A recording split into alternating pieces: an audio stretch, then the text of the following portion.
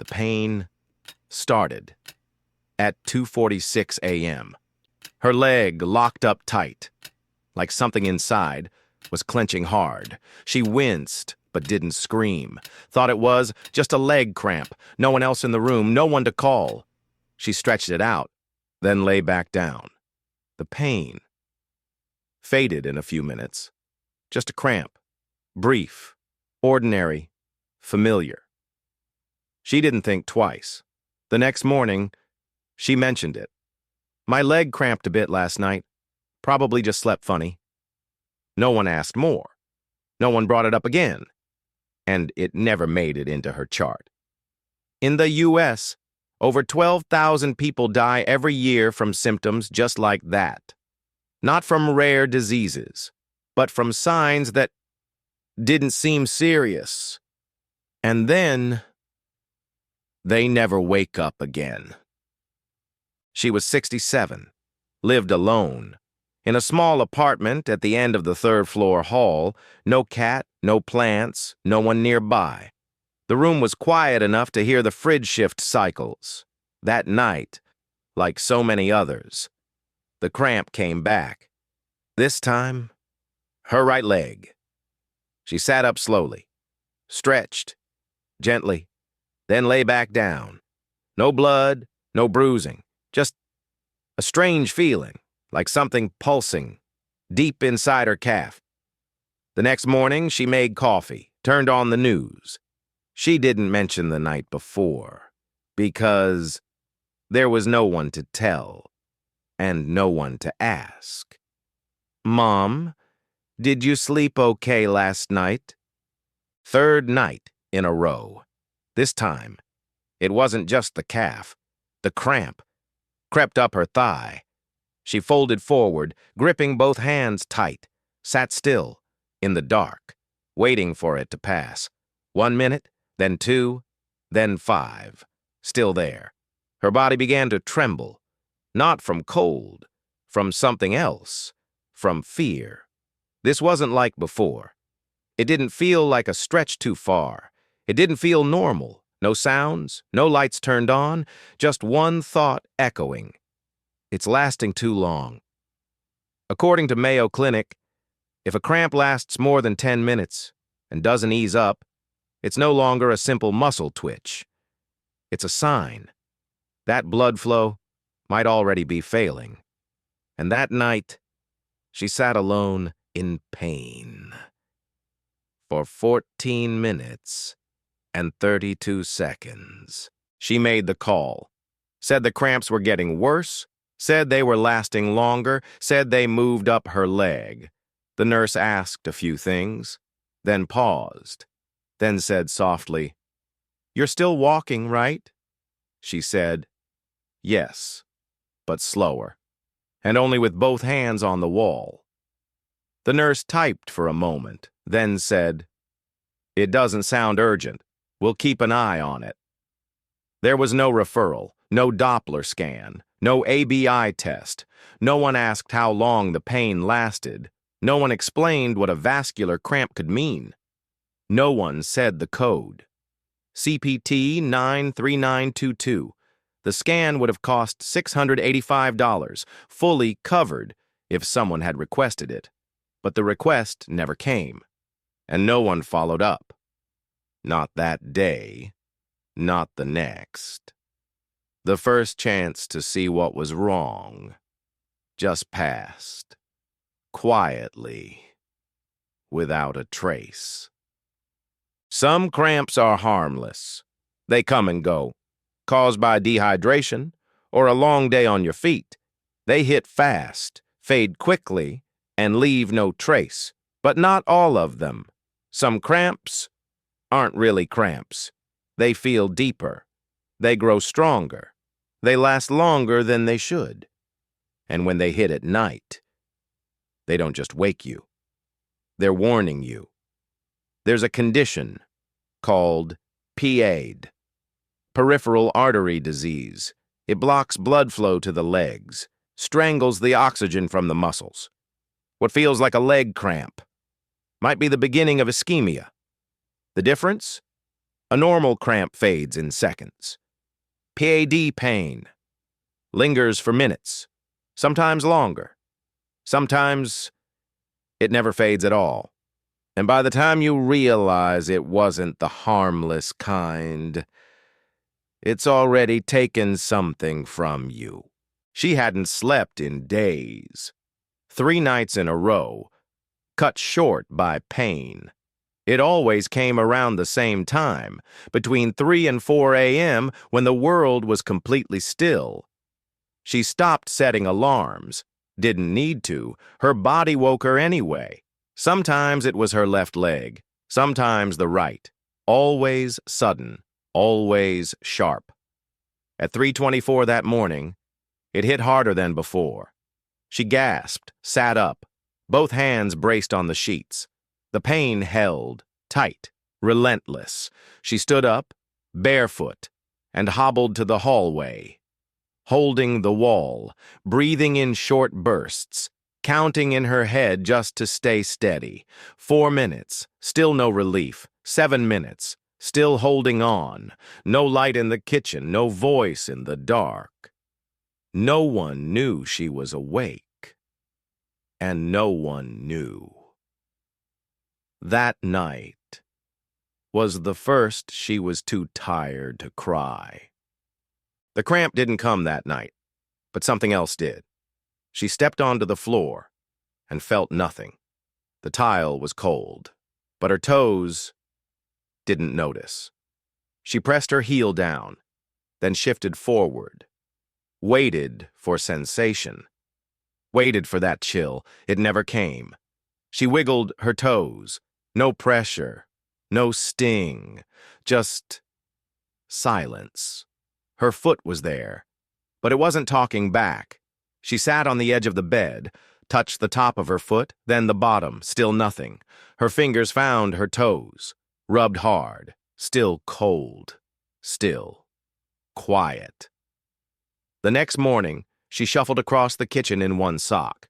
The other foot stayed bare. No one asked why. No one saw her pause. No one saw her press that foot into the tile just to feel something. She didn't know the word for it, but it had already begun. Peripheral neuropathy, when nerves go quiet and never return. And the scariest part was how easy it was to miss. She thought they'd call. They said they would, after the nurse took notes, after she mentioned the numbness. A scan might be ordered. They'd let her know soon. That's what they said. She stayed near the phone, didn't go out, didn't nap too long, didn't want to miss it. The first day passed. No call. She told herself it was busy, maybe a delay in processing. The second day, still no call. She checked her voicemail twice. Nothing there, nothing at all. She started feeling unsure, started wondering if she imagined the conversation. The third day came and went. Later, she learned something. The fax had been sent, requesting the scan. CPT 93922, $685. It sat in the queue, marked pending, for 72 hours. No one followed up. No one checked the inbox. It just waited, and so did she. And in that quiet wait, everything that could have helped was left unopened. They told her to come back next Friday. Same time, same place. She circled the date, wrote it on the fridge, even told herself not to forget this one. That week moved slow. The numbness spread. The cramps got sharper. She waited through the weekend, then the Monday after. Still no call, no reminder. So she called herself, asked to confirm the appointment.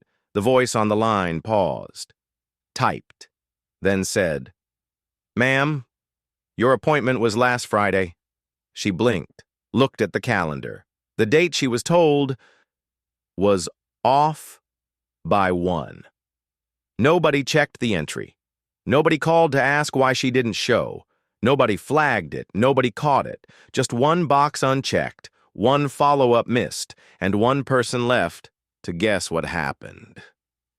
She was still waiting for next Friday in a body that couldn't wait anymore. Muscles need oxygen, and oxygen travels through blood. Simple. Until it stops. When arteries narrow, when flow slows down, cells begin to suffocate. The pain is real, but it doesn't scream. It whispers, deep inside the calf. A cramp tightens and stays. Not from movement, not from tension. It's called ischemia, a vascular cramp, documented by Mayo Clinic, one that signals tissue is beginning to starve. At first, it mimics a muscle spasm, then it lingers, then it pulses, then it burns. Inside her leg. Oxygen wasn't arriving. The fibers were breaking down. Cells began to decay, one by one, minute by minute. But on the outside, no bruising, no redness, just a woman rubbing her leg in silence. And under her skin, a part of her was already dying. She woke needing the bathroom, stood slowly, held the wall, stepped with care. 3 steps, then a cramp, the sharp kind, the kind that locks you, mid-move. She froze, tried to breathe, tried to shift weight. Nothing responded. Her knee buckled, her foot twisted, her hand slipped. She went down, hard. No scream, just a sound, a thud, porcelain, elbow, tile. She lay there breathing, short, shallow, panicked. She tried to stand, her leg didn't move, the muscle just didn't answer. Her fingers shook, reaching for the sink. She missed. The whole room spun off-center. It wasn't just pain. It was disconnection. Like her body wasn't hers anymore. She lay there for 9 minutes, on the floor, in the dark, waiting for the signal to come back. But that night, her leg never came back. The pain was worse tonight. It spread fast, from her thigh down to her ankle. She couldn't breathe fully. Her hand shook trying to hold her phone. She called 911, tried to stay calm, tried to explain the leg. The dispatcher stayed quiet, listened, typed something, then said, "Are you bleeding?" She said no, just pain and no control in her leg. "Have you had a scan? An ABI?" She didn't know what that was. She said no. Silence. A long pause. Then the words, "We can't transport unless you're cleared for vascular evaluation." She repeated herself. Said she couldn't move. Said it was getting worse. They repeated too. No ABI, no confirmation, no ambulance. They ended the call. That was it. No one came. She waited while her whole leg screamed, and no one was allowed to knock on the door. It arrived in a plain envelope. No warning, no explanation, just her name typed at the top. The paper was thin, folded twice, stamped with a date. It was dated Tuesday. She passed on Monday. The letter inside was just a paragraph. "We have reviewed your request. Based on current documentation, your scan is not medically necessary." No mention of her symptoms, no mention of the leg, no mention of the 3 nights she couldn't sleep. Just a phrase, not necessary, not urgent, not approved, not followed. The scan she needed never happened. The pain she reported never reached anyone who could have helped. Her name was spelled right. Her address was correct. The decision arrived on time, just 1 day too late, and someone somewhere checked a box she never even saw. The recorder clicked on. A soft hum behind the voices, low tone, muted breath. Someone cleared their throat, then said, "She didn't make it?" A pause, then another voice. "Yes, She passed overnight. Silence. 2 full seconds. Then a chair creaked. A sigh. And a voice said, quietly, "If that scan had been done just 5 days earlier, we could have caught it." 5 days, that's all. Not a month, not a year, 5. It wasn't a headline, wasn't dramatic, just a line spoken into a microphone. No one raised their voice. No one cried. Just the kind of regret that sits low in your chest and doesn't move. That line stayed in the file, buried behind login screens, never heard by the family. But it was said, it was real, it was recorded, and it's still playing back. Long after her voice stopped, she was getting dressed, pulled up her pant leg, and froze. Her left foot was turning purple. It wasn't a bruise, not a scrape, no swelling, just color, the wrong kind. The skin felt thin, like paper, cool to the touch, cooler than the other side. She pressed on it. It didn't bounce back. It just stayed. She sat down, uncertain, held her breath. No pain this time, just the kind of stillness that tells you something's not getting through. Beneath that skin, muscle was starving. Tissue was breaking. Fiber by fiber. The blood had stopped feeding it. There were no alarms, no flashing red, just a foot that no longer looked like hers. And all she could do was cover it back up and pretend it hadn't changed at all. Because if she said it out loud, it would be real. And that was too much to carry alone.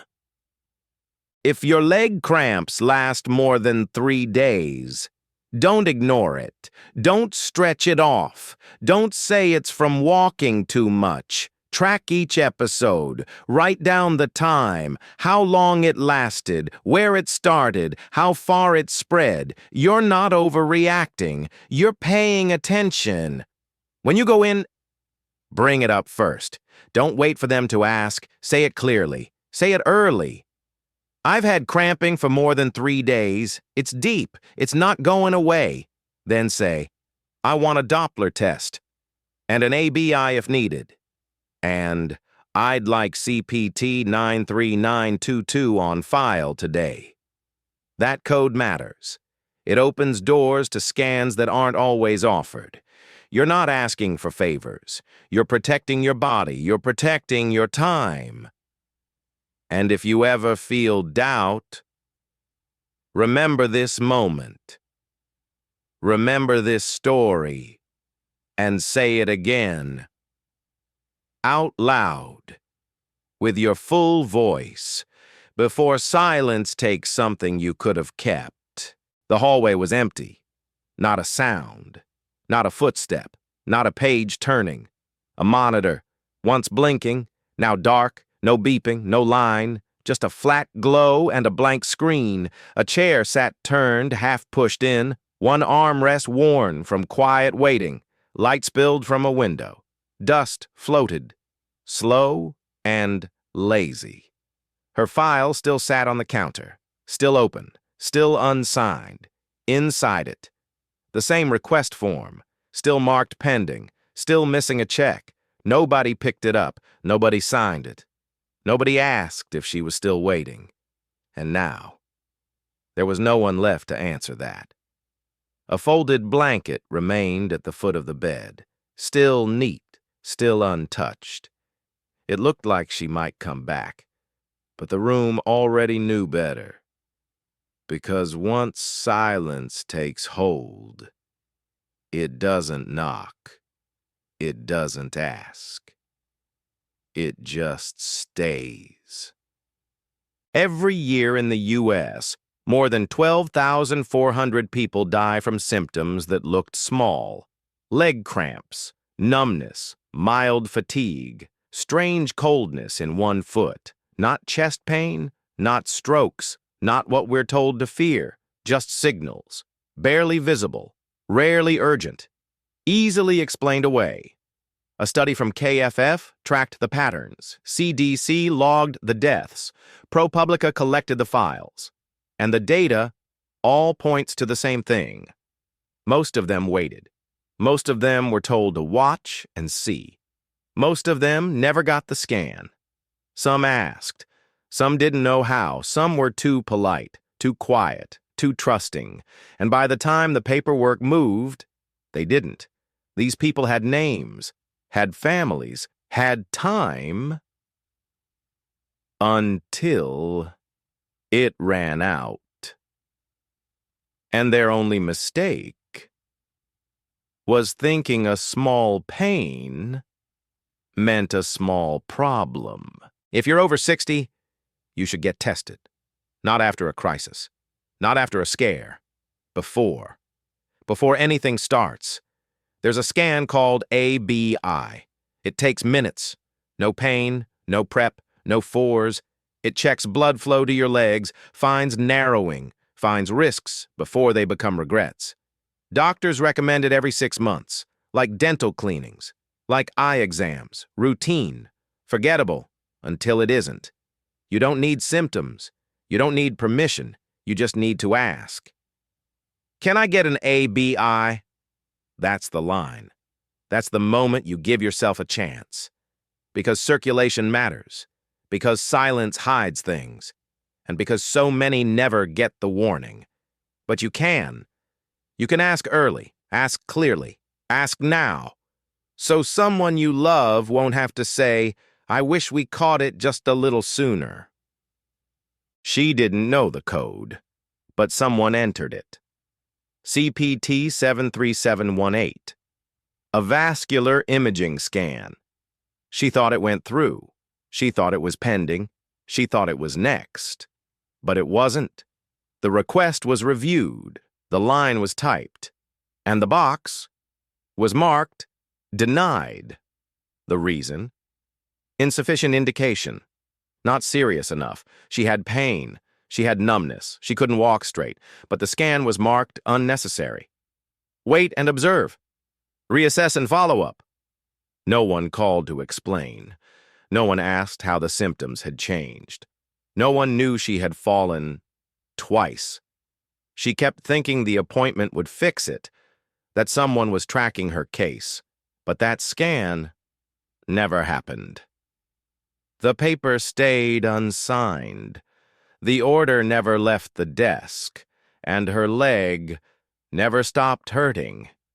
She didn't need more time. She just needed someone to say, yes, let's look now. You don't need permission to learn the words. You don't have to wait until someone says them first. Start with 3, just 3. PADABICPT. PAD means blocked arteries. Blood flow, slowing in the legs. A BI is the test. Ankle brachial index. It checks pressure between your arm and foot. And CPT? That's the billing code. It makes the scan official. CPT 93922. CPT 73718. Write them down. Say them out loud. Go to mayoclinic.org. Search leg cramps and blood flow. It's all there. Broken down, free to read, easy to miss. Not everyone will offer this. Not everyone will explain. But now, you know what to ask. You know how to search. And maybe one day, you'll hand that list to someone you love. And it'll be the quiet reason they're still here next year. Day 1. The cramp begins. Short, sharp. It fades. Day 3. It spreads to her thigh. Lasts longer. She can't sleep. Day 5. She calls the clinic. No scan ordered. Too early, they say. Day 7. She loses feeling in her toes. No one calls her back. Day 10. She falls in the bathroom. No ambulance. No test on file. Day 11. Her foot turns purple. No one sees it. She stays quiet. Day 14. They say it's probably fine. Just monitor it. No one follows up. The fax is sent.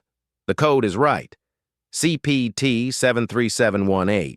It sits untouched. 3 more days pass. The letter arrives. Not medically necessary. Dated too late. She stays home, thinks it'll clear up. Her leg says otherwise. The next morning, she doesn't answer the phone. She doesn't open the blinds. She doesn't move. And everything that happened just slow enough to seem harmless. Someone asked the question. Not on record, not in a report, just in passing. How did she die? A pause. Then a voice answered. Low, tired, certain. She didn't die from the cramps. Another pause, longer this time. Then the whisper. She died from being ignored. No debate, no follow-up, just silence. No one argued. No one disagreed, because everyone knew what that meant. She spoke up. She asked questions. She waited. She followed instructions. But no one followed her. No one stayed close. No one circled back. Her voice never reached the person it needed to. The door was closed. The phone stayed quiet. The papers stayed still. And now, all that's left is one sentence. Not published, not shared, but real and unforgettable. She died from being ignored. And no one ever said her name again. She followed the signs, the ones she saw, the ones she felt. She mentioned the pain. She showed up. She waited. But no one said what it could be. No one asked how far it had spread. There was no headline, no lawsuit, no final call, just a quiet room, just unanswered mail, just a name on a folded page. The signs were there. But they were small, ordinary, easy to explain, easy to ignore until they weren't. One missed sign, one scan never ordered, one leg that kept getting colder, and one mother who never got another chance to speak up. One missed sign, one dead mother. That's all it takes. This story began with leg cramps, the kind you stretch through, the kind you forget. But next time, it starts differently. You wake up to use the bathroom, once, then twice, then again at 2:13 a.m., and again at 3:40. You tell yourself it's nothing, maybe too much water, maybe caffeine, maybe age, but something feels off. It's not just the frequency, it's the urgency. The way you sit on the edge of the bed and already know you'll be up again soon. No burning, no blood, no pain. Just repetition. Quiet. Insistent. You don't mention it at first. Then you do, and they say, we'll keep an eye on it. But sometimes, that's not enough. Because the next story doesn't start with a scream. It starts with a full bladder and an empty warning. If you've watched this far, you already know why it matters. Someone you love might not. Not yet. They might think it's just aging, just a bad night, just stress. They might laugh it off. They might say, I'm fine. But you know better now. You know how fast fine can change, how fast a small signal can disappear. So here's what you do. Copy this link. Send it to one person over 60. Just one. Someone who might wake up tonight and not mention it tomorrow. It's not dramatic. It's not a diagnosis. It's just awareness. It's just a reminder. That pain doesn't need permission. That silence doesn't mean safe. And that one click, one message, might give someone exactly the day they didn't know they needed. Because if we share this now, we might not have to share something else later. The room was dark, but not empty. The monitor screen had dimmed. No sound, no movement, just a line, still. A clock on the wall read 3:12 a.m. That was the time. The last one. She wasn't in pain. Not anymore. She wasn't breathing. Not anymore. The blanket hadn't shifted, the curtain hadn't moved. The hallway stayed quiet. No one called her name. No one held her hand. She had followed every instruction, waited for each callback, believed every reassurance. And still, this was the ending. No alarms, no final words, no one there to say goodbye, just silence. Thick, cold, unshared. That's how it happens. Not all at once, but slowly, piece by piece, until something vital stops moving. And when her heart stopped at 3:12 a.m., no one else even stirred.